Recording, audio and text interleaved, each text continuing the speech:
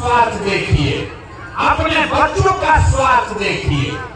नेता आकर कहता है देश के लिए वोट दीजिए, कोई कहता है भैया जात के लिए दीजिए, कोई कह रहा है धर्म के लिए दीजिए, कोई कह रहा है लालू को हराना है इसलिए दीजिए, कोई कह रहा है मोदी को जिताना है इसलिए दीजिए।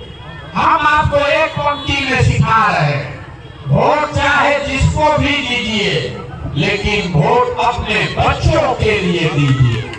अगर आप अपने बच्चों के लिए वोट नहीं दोगे, अगर आप अपने बच्चों के लिए वोट नहीं दीजिएगा, तो आपके बच्चों को मजदूर ही बनना पड़ेगा और भगवान भी आपको कभी माफ नहीं करेंगे।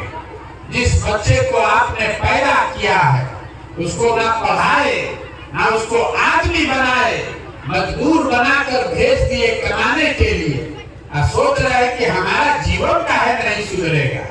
यही बात बताने के लिए आए, आपसे एक ही संकल्प दिलाना चाहते